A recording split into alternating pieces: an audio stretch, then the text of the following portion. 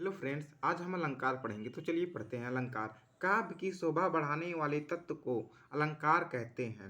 अलंकार का अर्थ है आभूषण अर्थात गहना। अलंकार के भेद। अलंकार के दो भेद होते हैं, शब्दालंकार, अर्थालंकार। शब्दालंकार जहाँ किसी विशिष्ट शब्द के प्रयोग से चमत्कार या सौंदर्य आ जाता है, वह शब्दालंकार होता है। दूसरा है अर्थालंकार, जहाँ अर्थ की विशिष्टता से सौंदर्य या चमत्कार उत्पन्न हो, वहाँ अर्थालंकार होता है। शब्दालंकार के तीन भेद होते हैं। अनुप्रास अलंकार, एक एक करके हम पढ़ेंगे। पहला है अनुप्रास अलंकार, जहाँ काव्य में किसी वर्ण की आवृत्ति एक से अधिक बार हुई हो, वह अनुप्रास अलंकार होता है। इसमें वर्ण की आवृत्ति की गई है, ना कि शब्द की। यह एक जा, ये जा है तो ये एक वर्ण हो गया, तो इसमें वर्ण की आवृत्ति होती है। तो चलिए हम उदाहरण पहले देखते हैं। चारु चंद्र की चंचल किरणें खेल रही है जल थल में। आप देख सकते हैं इसमें चा की आवृत्ति एक से अधिक बार हुई है, जैसे चा यहाँ पर है, चा यहाँ पर है, चा यहाँ पर। उपयुक्त उदाहरण में चा वर्ण की एक से अधिक बार आवृत्ति हुई है, अतः इसमें अनुप्रास अलंकार है। दूसरा है यमक अलंकार, जहाँ काव्य में कोई शब्द या एक से अधिक बार प्रयुक्त हुआ हो किंतु उसके अर्थ विभिन्न विभिन्न हो, वह यमक अलंकार होता है। इसमें शब्द की आवृत्ति एक से अधिक बार होती है, ना कि वर्ण की। तो चलिए उदाहरण देखते हैं। कनक कनक ते सौगुनी मदकता अधिकाय, या खाए बौराय नर व पाए बौराय। उपयुक्त उदाहरण में कनक शब्द का प्रयोग एक से अधिक बार हुआ है, किंतु दोनों कनक का अर्थ विभिन्न है।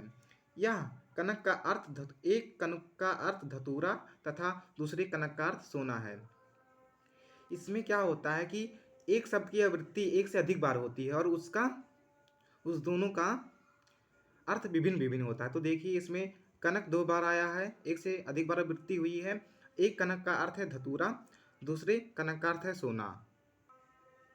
तीसरा है श्लेष अलंकार, जहाँ काव्य में किसी शब्द का प्रयोग एक ही बार किया हो किंतु उसके एक से अधिक अर्थ निकल रहे हों, वह श्लेष अलंकार होता है। इसमें क्या होता है कि जिसमें एक शब्द का प्रयोग एक ही बार किया गया हो किंतु उसके अर्थ एक से अधिक बार निकल रहे हो, वह श्लेष अलंकार होता है।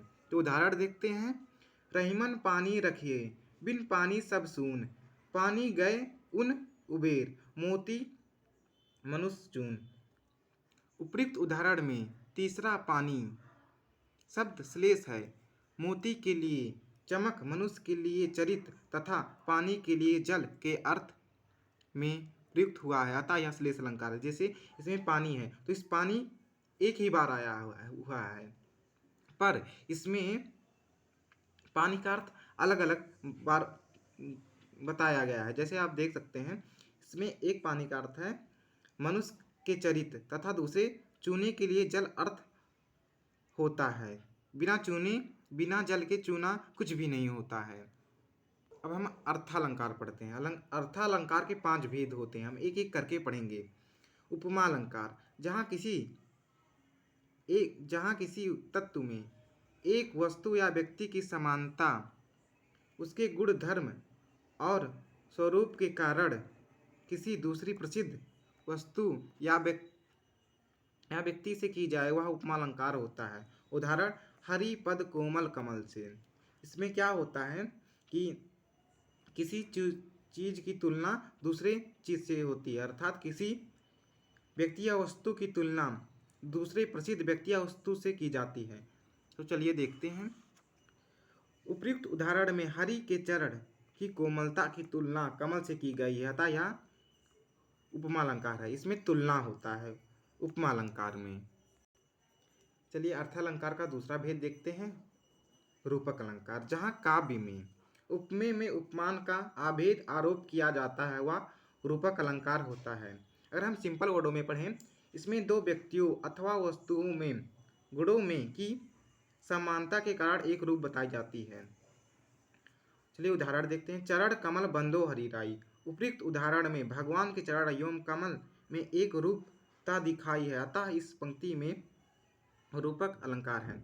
इसमें क्या होता है कि किसी वस्तु या व्यक्ति को दूसरा चीज वस्तु बता दिया जाता है, जैसे कि हरि के कमल, हरि के चरण कमल को बता दिया गया है। तो यह रूपक अलंकार है। अतिशयोक्ति अलंकार, इसमें किसी व्यक्ति या वस्तु का बढ़ा चढ़ा कर वर्णन किया जाता है, वह अतिशयोक्ति अलंकार होता है। इसमें किसी चीज वस्तु या व्यक्ति का बढ़ा चढ़ा कर वर्णन किया जाता है। उदाहरण देते हैं, हनुमान की पूंछ में लगन ना पाई आग, लंका शीघ्र जल गई, गए निश्चर भाग।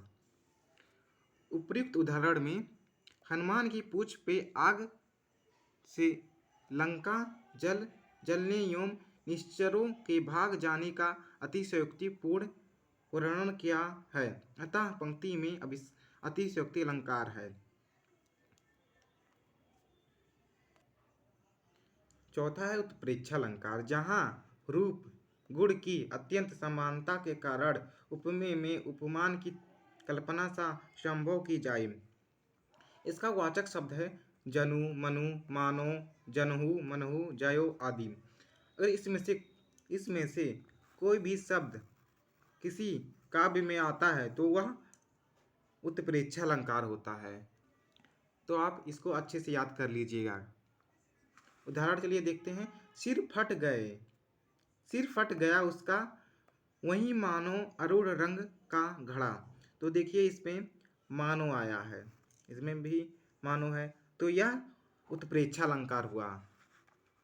पांचवा है मानवीकरण अलंकार, जहाँ प्रकृति एवं जड़ पदार्थों पर मानवीय क्रिया आरोपित किया जाए, वह मानवीकरण अलंकार होता है। उदाहरण देखते हैं, पर्वत कहता शीश उठाकर तुम भी ऊंचे बन जाओ, सागर कहता लहराकर मन में गहराई लाओ।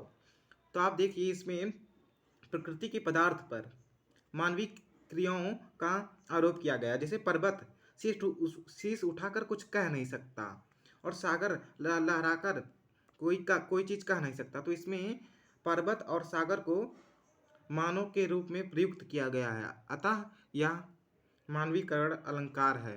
धन्यवाद।